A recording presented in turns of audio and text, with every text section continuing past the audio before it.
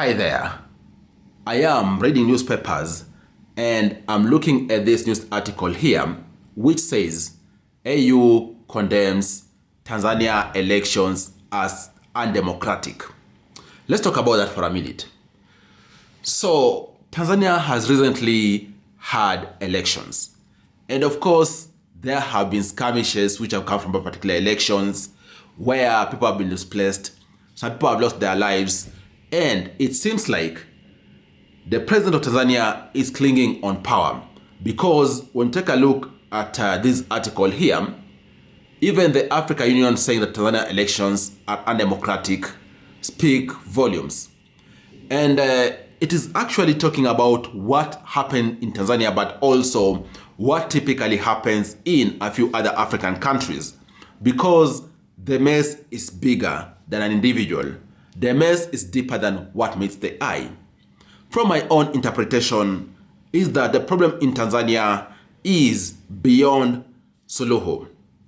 And I'm saying so because we need us to step back a bit to see exactly what happened and also how President Suluhu transitioned to be where she is now, to the extent that she is winning elections with a landslide majority, and even so, key agencies out here like the African Union are condemning these results.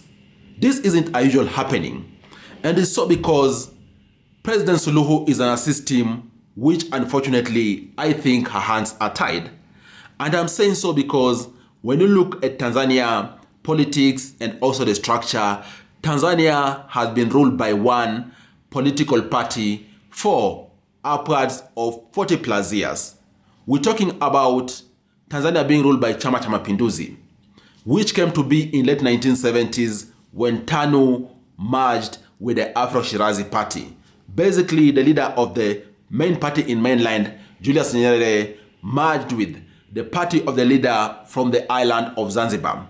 And since then, the Chama cha Mapinduzi party has been ruling Tanzania year in, year out. A case of Suluhu, for example, when the former president of Tanzania, Dr. Pombe Magufuli, died, and then Samia Suluhu took over power. In the first year, 2022, it was more of her even going beyond to repeal some laws to be endeared more and more towards Tanzanian people. And then barely 3 years later, it was kind of like back to the factory setting where political opposition leaders were being abducted, people being detained without trial, etc. From the face of it, it looks like it was the doing of President Samia Suluhu. I'm not really saying it wasn't her doing. Of course, in any setting, in any country, accountability rests with the topmost chief executive, who is the president. But the reality is that she is in a system whose ideologies might just have been bypassed by events because Chama cha Mapinduzi has been in power for upwards of 40 years. What the Chama cha Mapinduzi stood for example, in late 70s, early 80s, might not be the same thing that is relevant or resonating with Tanzanian people right now. Right now, even in Tanzania, we see, for example, capitalism picking up. Things are advancing in the world and Tanzania is not remaining behind. What Chama cha Mapinduzi was standing for in 1970s, is it the same thing? Has society evolved more and faster compared to what the party stands for? And even as we're saying that, guys, we're also talking about the previous crop of leadership at the Chama cha Mapinduzi still alive. For example, is the former president of Tanzania influencing how the current president is ruling the country? Are former party leaders influencing how the president, even not even just the current president, even the future president, in case they continue electing from Chama cha Mapinduzi, is going to be ruling the country? That aside, in any country have a clique of business people who typically also affiliate with power, and they have the businesses protected by power.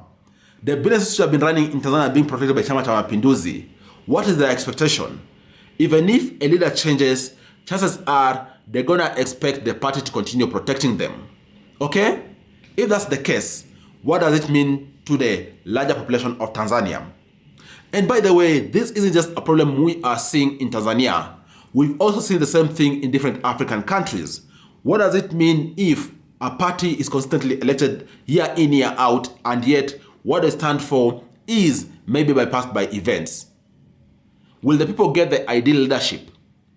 Or maybe there is need just to revamp the entire leadership, maybe change a party, get new breed of leaders in power from new parties, and then see how a country transitions from there. What do you all think about this? Do you think the issue in Tanzania is deep rooted in the ruling party, which has been ruling for over 40 years, or do you think it's an issue of the current president, Samia Suluhu?